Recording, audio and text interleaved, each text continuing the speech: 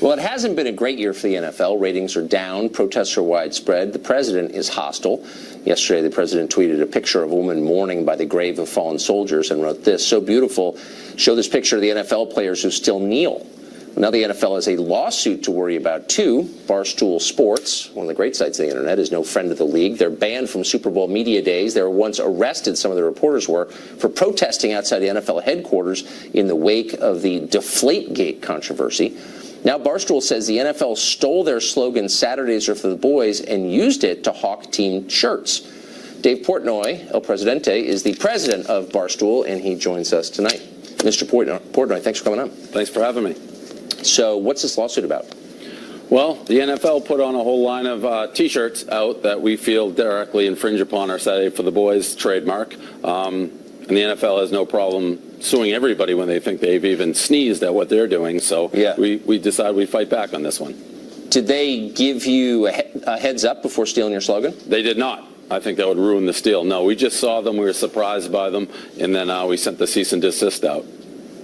I mean, the NFL is one of the biggest commercial operations in the world. You're a website. Why wouldn't they just pay you for it? Apparently they thought they could just take it, or they didn't think we'd notice, possibly, which I don't know how it's possible because we hate them and they hate us. They arrested your reporters. Why'd they do that?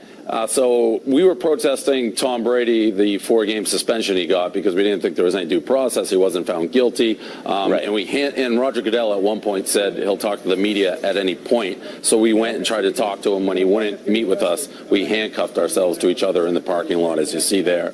And then we got hauled off to jail. Was it worth it? It is now. It's worth it now. When we're in jail, jail's pretty bad. I'd never been in jail before. So if you ask me during jail, I say no. Post-jail, yes. Yeah, it changes a man. You got to do the time. You can't let the time do you. Yeah, it hardens you up. It does. So let me ask you a broader question, since I read your site and I admire it. I'll admit it, not to be a fan. Nothing to be ashamed of. Is it tough to run a site like that? Your site's popular because it's honest, actually. Totally honest, inoffensive, and irreverent. Is it hard to run a site like that right now, where you're not allowed to be honest and everyone's required to lie about everything all the time? It's getting tougher. I'll give credit to the people. I've been running it for a while, and I sold half of it. They like the voice, they like the authenticity, and that's what works. So we just stick with it. But it is more tricky because no matter what you say, there's somebody who's going to bang their fist, scream, whatever. So it makes it a little more complicated. They say, they pay you all this money because they say they like the voice, and they probably secretly do. But then when people complain, companies don't stand up for editorial freedom in this environment, do they? Do your corporate masters really stand firm against complaints? Yeah, they really do, because for the most part, we're able to monetize through our audience, and the advertising is great. The advertising is what is at the core of everyone crumbling, basically, for the most part. You're worried about losing that. Our revenue stream is made on T-shirts and events and speaking to our consumers directly, so that gives us some more freedom than maybe other companies.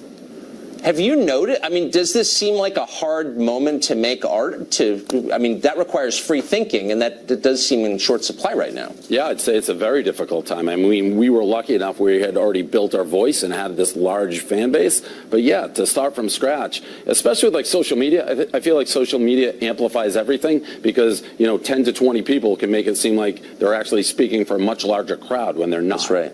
Yeah, and scare the heck out of corporate people. Dave Portnoy, thank you very much. Barstool Sports. Appreciate it. The FBI renewing its investigation of the Clinton Foundation. What does that mean for the foundation, for the Clinton empire? That story next.